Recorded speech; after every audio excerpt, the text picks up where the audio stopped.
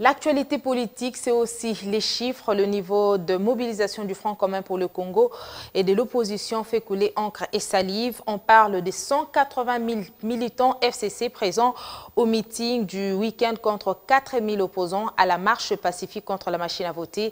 Les uns se rassurent dans cette démonstration de force, d'autres évoquent plutôt des motivations pécuniaires. Les politiciens congolais dans la démonstration des forces. L'heure est à la guerre des chiffres. Le week-end passé a bien planté les décors. Il fallait tout un stade, le mythique Tata Raphaël pour le Front commun pour le Congo, afin de contenir ses militants. À en croire la police nationale congolaise, la présentation du candidat FCC a amassé 180 000 personnes contre 4 000 la veille lors de la marche de l'opposition pour dire non à la machine à voter.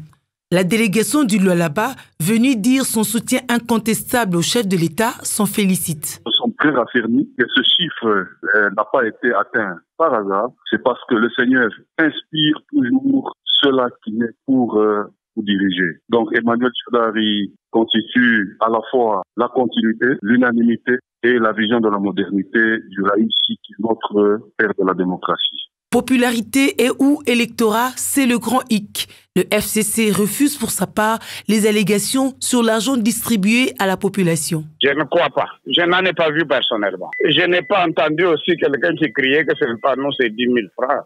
Qui veut noyer son chien à la cuisse de rage, réunit tout ce stade-là à un niveau pratiquement archi-comble. Nous sommes très bien organisés, à telle enseigne que chaque parti s'organise, et ça, ce n'était qu'une preuve d'une certaine capacité organisationnelle. Dire qu'on a donné l'argent aux gens, eh ben, on leur laisse de vendre le vent. 10 millions d'effectifs, machines à voter, étaient en toile de fond de la revendication de l'opposition.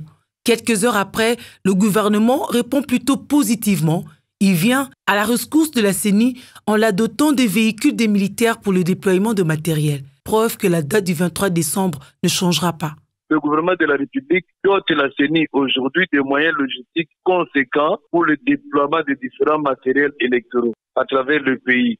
Ce qui signifie que la CENI a pris toutes les dispositions pour que le matériel électoral arrive partout, non seulement dans les hubs principaux ou hubs secondaires, non seulement dans les sites de vote, mais que des sites de formation plutôt, mais que ce matériel arrive effectivement dans les centres de vote avant les jours des scrutins. Et la CENI va atteindre cet objectif. Dans cette tractation, il y a tout de même des leçons à tirer.